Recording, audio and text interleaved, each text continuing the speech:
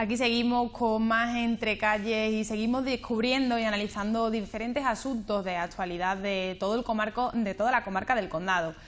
Quedan algo más de 10 días para que se produzca uno de los eventos más importantes a lo largo del año en la comarca del Condado, no solo, sino también a nivel provincial, y que no es otro que la Saca de las Yeguas. Antes de comenzar a hablar de esto, me gustaría que viéramos este vídeo.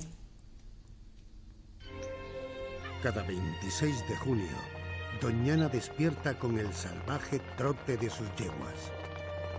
Mientras, el fervor de un pueblo inundado de alegría le espera. La Saca de las Yeguas.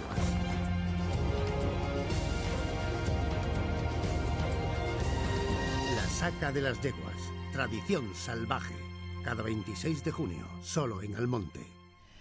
Y para hablar de algo tan nuestro como es la Saca de las Yeguas, me acompaña el historiador Domingo Muñoz Bort. Buenas noches, muchas gracias por estar hoy con nosotros. Buenas noches a vosotros. Bueno, pues un año más, ¿no? Se acerca el 26 de junio, esa fecha tan importante, ya no solo para el pueblo de Almonte, que también, sino para toda la provincia de Huelva. Y además este año con la particularidad que tenemos más ganas, si cabe, de Saca de las Yeguas, porque el año pasado pues no pudo ser. Correcto, sí, exactamente. Yo creo que ya a nivel nacional, e incluso más. Si vas por ahí por el pueblo, vas por el Rocío, que es el evento principal, la concentración aquella mañana, ya de verdad que tiene un rango turístico bastante elevado. De ahí que igual te ha llegado noticia de que este año por parte de la asociación se haya querido facilitar esa afluencia de gente haciéndole el sábado antes, con la idea de que puedan venir, porque claro, cada un lunes, cada un martes es la tercera edad la que está por ahí que puede venir, pero gente joven que está estudiando, está trabajando, pues se quiso hacer, pero bueno, la Asamblea ha decidido que se mantenga el 26 de San Pedro, que también puedo decir que sí, es una tradición, pero una tradición tampoco muy centenaria, es decir, estamos hablando de 60, 70 años, incluso menos, no había esa fecha, los usos agrícolas era el que determinaba la venida. El documento así más antiguo que tenemos, que está reseñado, son las ordenanzas ducales de 1504, en el que se dice que por San Juan. Era normal, vamos a ver, en San Juan, en la zona de Vera, cuando llega el verano no hay pasto. Entonces lo que se hacía era retirarse. Y además de no haber pasto, el agua ya apenas hay agua, la salubre producía una cantidad de tábanos y pardillas que volvían locas a los animales. Se le mete por las orejas. Claro. Y entonces era el momento de traerla. Y mucha gente hoy día, con 70, 80 años, recuerda que José María Reales la traía cuando daba la gana, el otro venía. O sea, no había una norma, digamos, de recogida así, de salir, que ya con la sequedad, la falta de hierba, pero la llegada a San Pedro es el día 26 de junio es una cosa relativamente reciente, 5 o 6 décadas. Y también con la idea de hacerla coincidir con la feria. La feria de Almonte, hoy se le conoce por San Pedro, pero antes se le llamaba feria ganadera. Entonces se procuraba traer no solo la yegua, sino mulos, en fin, todo tipo de animales en la compraventa que se hacía en la antigua dehesa del Chaparral. Hoy ya queda muy poquito de aquella antigua dehesa. ¿Cuáles son los orígenes de esa tradición ancestral como es la Saca de la Yegua? Bueno, por las pinturas rupestres sabemos que en esta zona había, ya como documento tenemos a varios escritores, ensayistas y digamos historiadores o narradores del siglo I y II de la época romana, en el que se habla de la excelente ganadería caballar, de la Bética y de Lusitania. Es decir, estamos hablando del río Tajo y del río Guadalquivir, precisamente, dos zonas también muy similares en cuanto a clima, por el tema de marisma. Y las de la Bética tenían fama porque eran muy buenas corredoras en los circos. Uno de los campeonatos que hacían, el circo era bastante grande, era un circuito de 1200 y pico de metros, y da 100 vueltas, la verdad. Había algunos caballos que corrían muy rápido, pero aguantaban hasta las 100, y entonces se narra por muchos historiadores de la resistencia del caballo de la Bética. El caballo de la Bética estaba claro que eran los pastizales de la marisma de Guadalquivir, a derecha e izquierda del río, no solamente en nuestra parte, sino que también se extendía. Y pues fíjate, es antiguo, pues ya podemos hablar de 2000 años. En ese descubrimiento pues hizo que la Universidad de Córdoba, de veterinaria, pues hiciera el trámite oportuno ante el Ministerio de Agricultura para protegerla en el sentido de que es una yegua que por su antigüedad, ese animal por su antigüedad puede estar protegido y, en fin, y mantenerlo como una especie de raza ibérica de cría libertad, que se llaman así, junto con las que tenemos en el norte de España y con las dos que tenemos ibéricas, por eso se llama ibérica, en Portugal. Aquella famosa Lusitania que hablaban los romanos de que no había manera de cogerla, aquellas yeguas. Cuando el ejército romano anda por aquí no había manera. ¿Por qué? Pues se adaptaba al llano, se adaptaba a la arena, tiene una pezuña muy especial, se subía por las montañas, o sea que no había manera. Decía que las preñaba el viento. Una teoría ahí, ¿no? Bueno, tú sabes que en aquella fecha, pues, de aquella fecha aquí, algunas cosas están documentadas y hay mucho también de leyenda, ¿no? Claro.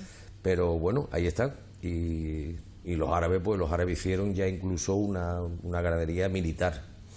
En vista de la resistencia que tenía, pues le metieron un poco de sangre bereber y entonces era muy buena aguantando largas distancias para intento de llegar a ciudades más alejadas cristianas para el tema de guerra, y luego cuando llegaba el momento pues la sangre bereber le dio un poquito de brío, le daba un poquito de más nerviosismo. Pues fíjate, y de ahí se sacaban de ahí y llegaban hasta Córdoba, donde estaba el califato. Y allí los albéitares, los expertos en el tema del rey, elegían las piezas que se quedaban y el resto volvía otra vez a las marismas, o sea que ya es antiguo. Es antiguo y eso pues ha seguido así hasta nuestros días. Lo único que pasa es que, claro, ya hoy esta saca de las yeguas, es decir, sacarlas donde están criadas, pues es el nombre de la saca, no tiene tampoco mucha ciencia. Va a un sitio para estar y tienes que sacarla. Ya hoy día, pues claro, no tenía el valor que antes tenía el caballo como elemento militar, elemento de transporte, elemento agrícola. Hoy día prácticamente es cultural. Y más bien yo creo que le cuesta dinero mantener esas yeguas a sus propietarios qué producto dan. Quiero decir que eso prácticamente es ya cultural. Y espero que se mantenga, pero claro, eso necesita pues que esté protegido por las instituciones públicas y que siga habiendo esta gana de mantenerla por parte de los criadores y que no le dé muchos problemas. Y la única vez en todos esos años, siglos de historia que las yeguas no han vuelto, no han venido al monte, fue el año pasado. ¿O hay alguna...? Bueno, la invasión francesa no vinieron porque es que se las llevaron. No quedó ni una. No podían venir. Ahí fueron unas requisas muy fuertes, tanto por parte de los franceses como por parte de los ejércitos españoles. O sea, entonces, durante 2 o 3 años es que no había. Vamos, que prácticamente habían desaparecido de las marismas. Supongo que sí, que eso cada año se criaba allí. Claro, estamos hablando de pastos comunales, pastos gratis. No tienes que mantenerla, entonces... Pues cuando te hacía falta, porque te hacía falta para la trilla, te hacía falta, te se había muerto el que tú utilizabas para el transporte, pues te iba y cogía una, etcétera, etcétera. Y entonces antes tenía una relación mucho más económica que ahora. ¿Y cuáles crees que han sido las claves para que este acto, ¿no?, que inicialmente era un acto común, se haya convertido en algo prácticamente ligado, ¿no?, a la idiosincrasia de Almonte y primordial en su devenir y en su día a día? Hombre, precisamente, bueno, pues primero porque Almonte está muy próximo a la marisma, la zona de pasto, la zona de vera, que no solamente la gente le asocia al parque, también había otros lugares de crianza de yegua, como es el Rincón, el Hato del Rincón, que está muy cerquita, y bueno, pues era el pueblo más próximo, pueblo muy agrícola. También antes ahí había una mancomunidad de pasto, también venían animales de Gibraleón, de Huelva, de Niebla. Esas mancomunidades grandes que creó Alfonso X se vienen reduciendo y prácticamente Hinojo iba a su marisma y Almonte iba a su marisma. Lo único que la marisma de Almonte tiene más capacidad, tiene mucho más extensa, más pasto y por lo tanto permite una carga ganadera mucho más grande que la de Hinojo. Y ahora Hinojo, pues también con el tema cultural y turístico, pues está intentando en su fecha, en septiembre, el mismo tema. Y quizás ese interés de Hinojo, el que produjo el año pasado, bueno, pues que se crearan unas ordenanzas y al final tuvieran que salir las yeguas de allí, que ese fue el conflicto. Claro. Y bueno, se le ha dado una solución por parte del espacio natural, en términos del ayuntamiento y demás, porque iban a llevarlo a un sitio que no era el adecuado. La yegua tiene el apellido marismeño y le iban a llevar a una zona que no era marisma. Claro. Entonces por fin van a ir pues a sus sitios ancestrales, la zona de Rincón, la zona de la marisma próxima al Rocío, las madres o las playas del Rocío, la playa del Rocío, como le suelen decir. Está bien dicho, una palabra muy antigua. Playa no está relacionado con el mar, sino está relacionado con el agua estanca y poca profundidad, playas. Oye, y ahora estamos viendo ahora mismo, Domingo, imágenes de esa llegada de las yeguas al monte. Quizás junto con el rocío son dos de los momentos más emocionantes, ¿no?, de la saca de la yegua, la llegada al pueblo y la bendición allí en la ermita. Hombre, por supuesto, porque viene la concentración, toda la gente la espera en esos dos sitios. A veces también el sesteo suele ir gente, pero suele hacer calor y es una hora un poco más imprudente. Estamos hablando del sesteo, las 4 por ahí. Entonces los puntos culminantes es del rocío, que tampoco tiene mucha antigüedad, lo que es la recogida allí. Hombre, allí llama mucho también la atención porque vienen todas juntas. Aquí en Almonte van entrando por tropas, o sea, puedes deleitarte más. Aquello es, boom, una llegada aquella esplanada y rápidamente dirección al monte. Aquí es mucho más tranquilo, van entrando por pequeños grupos y puedes disfrutar más de los animales, cómo van, en fin, los atuendos, cómo no hay vallas protectoras, no se necesita nada, el potrito va pegado con su madre. Es como una vuelta al pasado, ¿no?, ver algunas de estas imágenes con los yeguerizos, con su sombrero. Esto incluso nos traslada a América, porque nosotros nos llevamos los caballos y la cultura del caballo nos la llevamos nosotros a América, allí no había caballos. Esto te lo puede encontrar en los llanos de Venezuela, te lo puede encontrar en la Pampa Argentina, el pañuelo, o sea, variaciones muy pequeñas. En vez de la garrocha, pues ahí utilizaban las poleas. Pero lo que es la cultura del caballo, la silla, todo, incluso los nombres de las técnicas son españoles, lógicamente. Los llevamos nosotros allí, ¿no? Y entonces, claro, zona como aquella de los llanos de Venezuela, que es muy, muy parecido al espacio natural de Doñana, pues todavía se da la palabra hato. O sea que, claro, si llevamos el caballo, llevamos la costumbre, llevamos la cultura que rodea ese caballo. Pues sí, y además este año hemos tenido también una simulación, ¿no?, con motivo de la Doñana Natural Life en el Rocío, y también se vivió un momento algo parecido, más cortito evidentemente, mucho más limitado, pero también algo pero parecido. Se vio que no es fácil.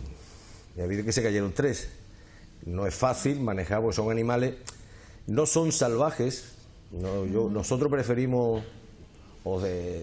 llamarle asilvestrados, es decir, salvaje es aquel animal que no tiene contacto con los humanos. Este sí tiene un contacto de vez en cuando, por eso todo es salvaje, es asilvestrado. Pero así todo no está acostumbrado a la presencia humana. Entonces, nomás lo decirle vente para acá, estate quietecito que te voy a cortar la crin, te puede dar una cosa.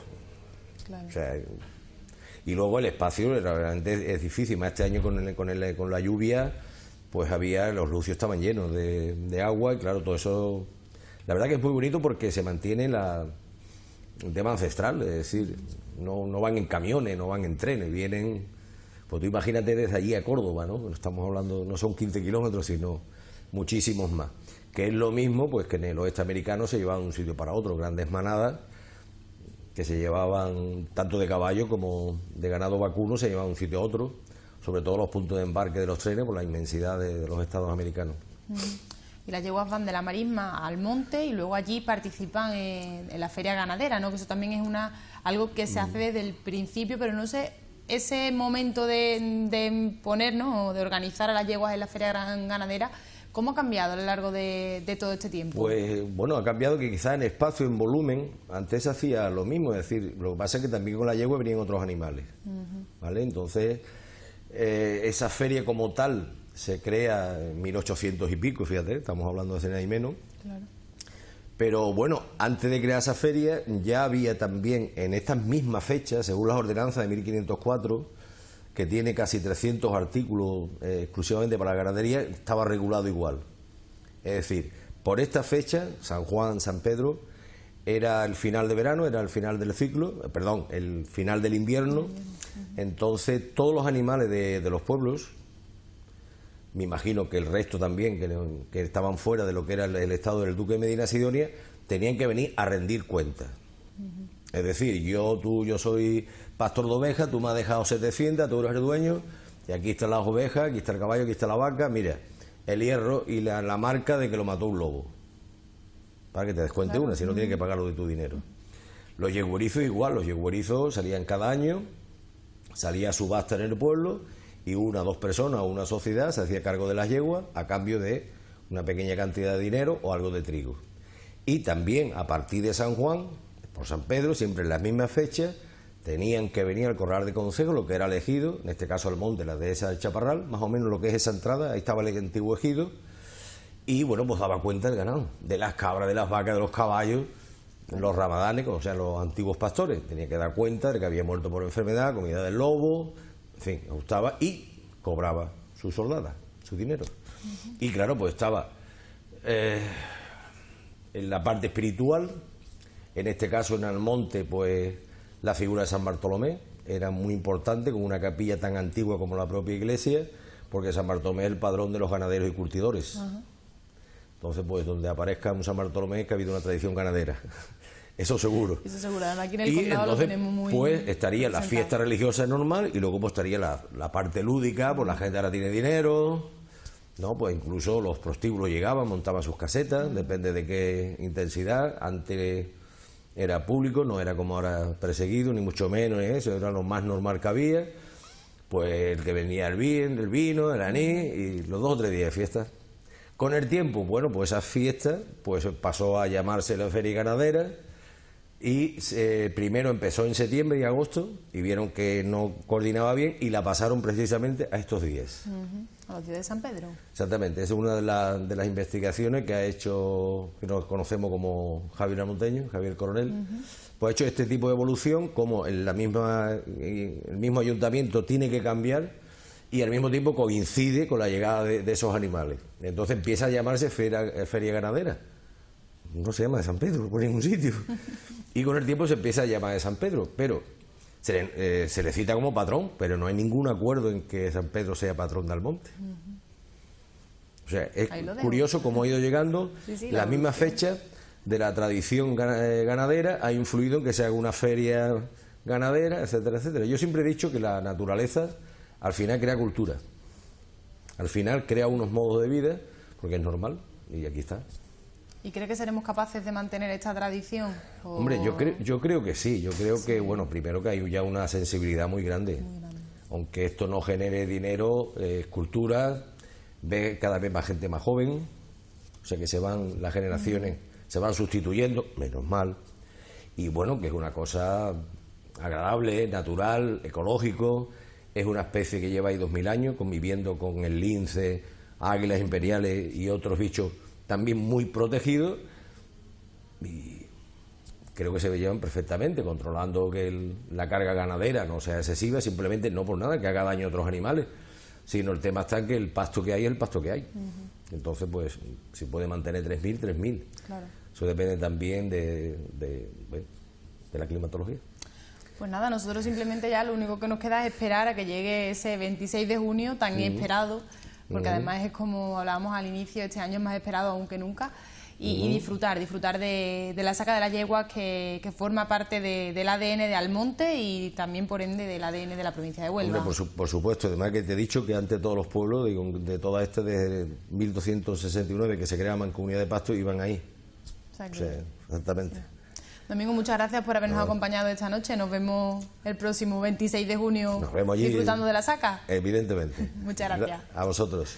Bueno, pues después de habernos acercado un poquito más a los orígenes de la saca de las yeguas, nosotros nos vamos a despedir de este Entrecalle. Volvemos la semana que viene para seguir contando historias aquí en Entrecalle. Buenas noches.